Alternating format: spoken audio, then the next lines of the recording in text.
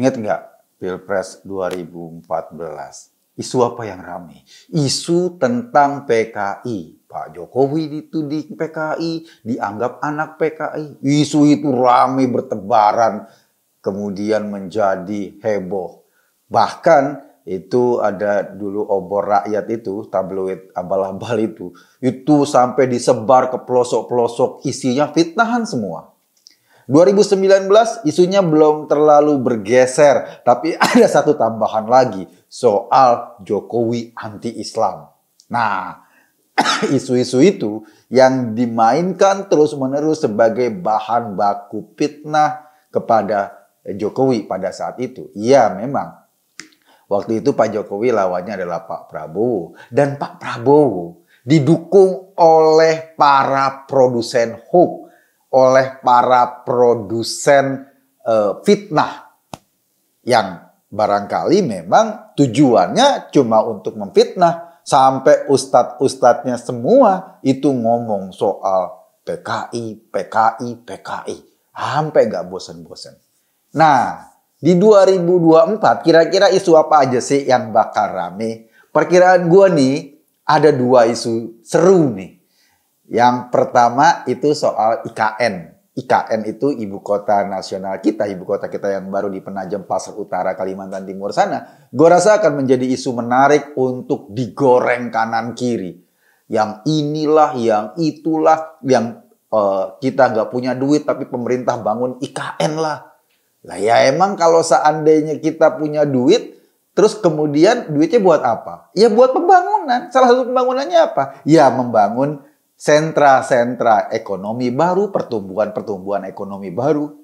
Dan soal ibu kota kan sebetulnya bukan isu lama. Bukan isu baru. Tapi isu lama yang memang dieksekusi pada zamannya Pak Jokowi. Yang kedua, yang gak kalah gilanya menurut gue, dan ini akan terus dipompakan di masyarakat adalah isu soal Cina. Ini dia ini. Isu soal Cina menurut gue akan menjadi level atau sejenis atau setingkat dengan isu PKI dan isu anti-Islam yang dulu diproduksi oleh para gerombolan produsen-produsen hoax itu. Sekarang lo perhatikan aja. Ketika Presiden Jokowi itu mengambil kebijakan hilirisasi di industri tambang. Ketika hilirisasi di industri tambang, maka kita nggak mau lagi ekspor nikel mentah. Siapa yang protes? Yang protes adalah negara-negara yang selama ini menikmati ekspor nikel kita. Dan mereka yang memproduksi menjadi bahan setengah jadi atau bahan jadi. Eropa protes keras sama Pak Jokowi. Yang kemudian Pak Jokowi, oke deh, ketimbang lo protes-protes, mari ke Indonesia, yuk bangun smelter, yuk bangun industri nikel di sana. Tapi yang namanya mereka adalah bangsa yang lebih suka menjajah dari dulu. Kan sejarahnya kayak gitu. Nggak mau. Ngapain gue bangun industri di Indonesia kalau gue bisa bangun industri di negara gue sendiri? Gitulah kira-kira. Mereka protes keras. Pak Jokowi cuek aja. Nggak peduli. Kita terus melakukan hilirisasi. Selain mengundang semua orang masuk, yang pingin masuk siapa? Ya, para investor atau para industriawan dari Cina. Dia nggak mau membuang-buang kesempatan untuk menikmati keuntungan di Indonesia. Nggak mau juga maksa-maksa kita untuk menjual nikel mentahnya. Oke, kalau Indonesia memang nggak mau menjual nikel mentahnya, kalau Indonesia memang mau bangun smelter, gue juga mendapat untung dong, kata para investor dari Cina nih. Dia masuk ke Indonesia membangun smelter di sana. Tapi bukan cuma dari Cina, dari Korea juga dibangun di sana. Bahkan pengusaha-pengusaha lokal kayak Yusuf Kalla juga membangun smelter pengolahan nikel di sana.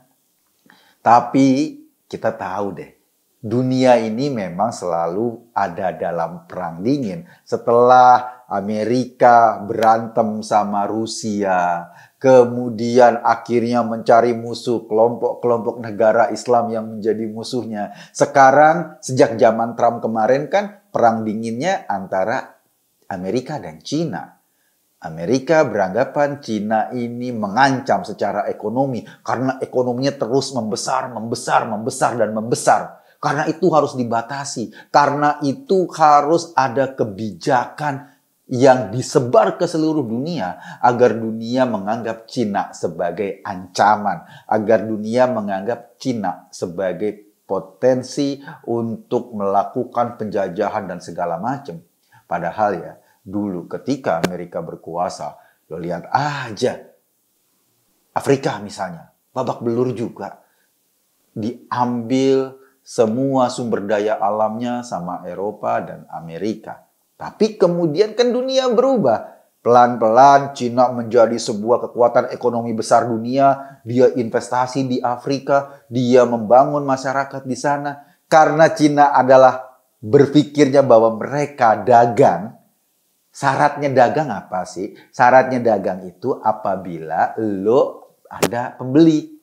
Syaratnya orang bisa beli apa? Punya duit, punya daya beli. Makanya dia nggak mau merusak orang. Dia membangun juga daya beli orang agar barangnya laku. Kan itu logika dagang.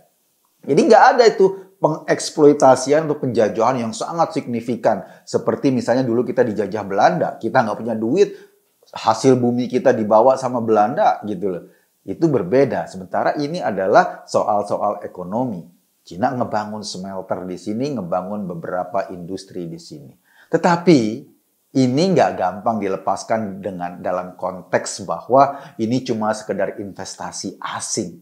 Tetap saja dalam geopolitik ada tarik-menarik pengaruh. Apakah Indonesia lebih berkiblat ke Eropa Barat dan Amerika atau lebih berkiblat ke Cina? Justru isu ini yang pingin diturunkan lagi menjadi isu politik di Indonesia. Setidaknya kita udah lihat fenomenanya. Kemarin ada perbenturan di Morowali antara TKI, ya kan? Isunya dibawa menjadi isu perang TKI dengan TKA, khususnya tenaga kerja asing yang berkewarganegaraan Cina.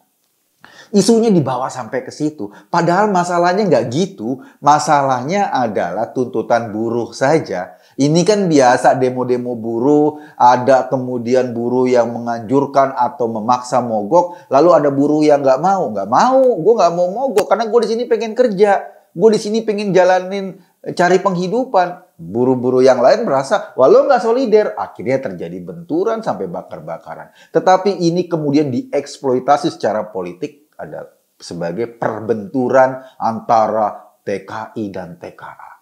Beberapa komentar politisi juga kayaknya mengarahkan isu Cina ini sebagai isu sentral kita. Sebagai isu yang akan dibakar-bakar oleh masyarakat. Kita misalnya nggak peduli itu dulu Freeport dikuasai habis-habisan oleh Amerika, dikeruk habis-habisan. Kita nggak pernah teriak-teriak anti Amerika, nggak pernah diisuin kayak gitu, ya kan? Padahal investasi smelter di Morowali atau di tempat lain, ya memang ada investasi asing di situ. Tetapi kan yang paling banyak bekerja adalah tenaga kerja lokal. Dan hasilnya nggak semuanya langsung dibawa ke Cina. Hasilnya ya akan menjadi hasil ekspor Indonesia. Nggak juga kayak Freeport dulu yang habis-habisan dikeruk, kita cuma disisain sampahnya doang. Nah, problem Cina ini atau isu Cina ini memang di Indonesia masih sensitif. Yang pertama, kita punya sejarah panjang lah. Ada sejarah komunisme di situ. Yang seolah-olah semua negara itu atau Cina itu diwakilkan dengan asumsi datang ke Indonesia untuk menyebarkan ideologinya. Padahal Cina yang sekarang ini datang ke Indonesia kan cuma mau dagang. Cuma pengen mencari untung, cuma pengen berinvestasi. Nggak ada hubungannya lagi soal komunisme di zaman itu. Yang kedua, karena dulu pemberontakan komunis, maka orang-orang Cina, terutama orang-orang Tiongkok kan diusir. Dan kemudian Orde Baru sangat mengharamkan semua kebudayaan yang ada bau-bau Cinanya. Jadi suasana masyarakat selama 32 tahun yang terus-menerus dicekoki kebencian terhadap Cina itu sebagai bahan bakar yang pas. Kalau seandainya isu anti Cina ini dilemparkan lagi dan ditempelkan kepada pemerintahan Jokowi atau pemerintahan lain.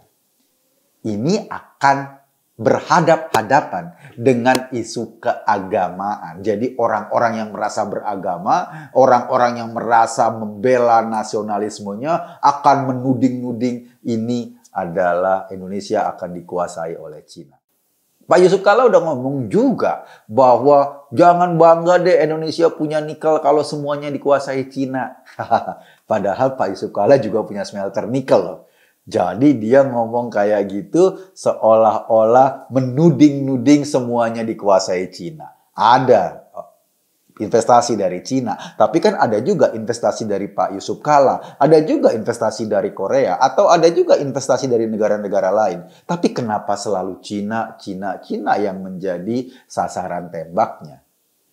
Pertama itu, dunia pasti akan, gitu lah kan. Amerika kepentingannya, dia musuhnya, dia ingin memusuhi musuh gua. Dia ingin membatasi gerakan orang-orang Cina yang investasi ke Indonesia. Cocok nih dengan strategi besarnya Amerika dan Eropa. Oke, bareng-bareng yuk kita menjadikan apa yang ingin mereka menangkan sebagai bagian dari strategi besar kita agar Indonesia bisa kita kuasai. Nah, kira-kira kayak gitu. Jadi, mungkin saja statement anti-Cina ini yang pertama untuk ngebakar lagi sesuatu yang sebetulnya sudah hampir padam. Sesuatu yang sebetulnya sudah tidak relevan lagi. Karena apa bedanya sih keturunan Cina dengan keturunan Sunda, dengan keturunan Jawa di Indonesia? Toh sama-sama WNI. Itu kalau kita bicara soal keturunan di Indonesia. Yang kedua, misalnya kalau kita bicara Cina sebagai negara lain, apa bedanya mereka berinvestasi di sini dengan negara-negara lain juga yang berinvestasi di sini? Nggak ada bedanya. Sepanjang menguntungkan kita, kan investasi ukurannya itu. Jadi masalahnya di situ. Yang kedua, yang menurut gua kenapa isu Cina ini dikembang-kembangin untuk menarik perhatian dunia. Karena kita tahu dunia ini sedang tarik-menarik tadi antara kekuatan Amerika dan Eropa Barat dan Cina. Kalau sekarang ada satu kelompok politik di Indonesia yang terus-menerus membakar isu anti-Cina, dia seolah-olah menarik perhatian dari negara-negara Barat untuk mendukung agenda-agenda politik berikutnya. Jadi perkiraan gua, isu anti-Cina ini di Indonesia akan terus-menerus dibungkus sebagai sebuah strategi komunikasi atau sebagai sebuah strategi politik agar mereka dapat dukungan dari negara-negara yang selama ini memang memusuhi Cina atau negara-negara yang selama ini berhadapan-hadapan secara ekonomi dengan Cina. Tapi yang ingin gue kasih tahu gini, kayaknya ya dalam sejarah kalau kita baca, gua jarang mendengar ada penjajahan Cina. Kalaupun itu negara besar, negara dengan armada besar, itu nggak ada sejarah Cina menjajah di kanan kiri ke seluruh dunia. Nggak ada. Yang ada muhibah kebudayaan, ahli teknologi yang seperti itu. Tapi sejarah mencatat dari dulu sampai sekarang penjajahan oleh bangsa kulit putih itu lebih sering terjadi dan memakan korban ratusan juta nyawa manusia di dunia ini. Asia, coba berapa negara yang terlepas dari penjajahan kulit putih? Cuma sedikit. Indonesia, Malaysia, semua juga pernah dijajah oleh bangsa-bangsa kulit putih yang sekarang berteriak-teriak soal HAM, yang sekarang berteriak-teriak soal perdagangan secara fairness. Padahal ya itu dia. Kita bisa melihat peta itu. Jangan sampai kita kejebak lagi menjadi negara yang kemudian memusuhi negara lain yang justru pada akhirnya permusuhan itu adalah bagian dari masuknya intervensi yang akan menguras seluruh kekayaan kita. Kita sudah punya pengalaman kemarin-kemarin bagaimana Freeport dikuasai oleh Amerika dan kita cuma dikasih ampasnya. Kita sudah punya pengalaman itu. Bukan berarti kita lebih memilih investasi Cina atau menghindari investasi Eropa, atau sebaliknya kita memilih investasi Eropa dan menghindari investasi Cina. Bukan itu. Kita punya kemandirian, kita punya kemampuan sendiri. Monggo silakan negara-negara asing investasi sepanjang menguntungkan bangsa kita. Nggak penting dari mana saja. Tapi kalau mereka mau kuasai kita, mau eksplorasi kita habis-habisan dan kita cuma ditinggalkan ampasnya, ya, mendingan nggak usah deh. Sebab kita bisa mengurus diri kita sendiri. Jadi 2024, kita harus siap-siap ada turbulensi, ada badai fitnah lagi yang akan keluar. Yang akan memporak-porandakan ketenangan kita, bahkan membuat kita curiga satu sama lain. Gue Eko tadi hanya mengajak Anda berpikir, kesimpulannya terserah Anda. Terima kasih.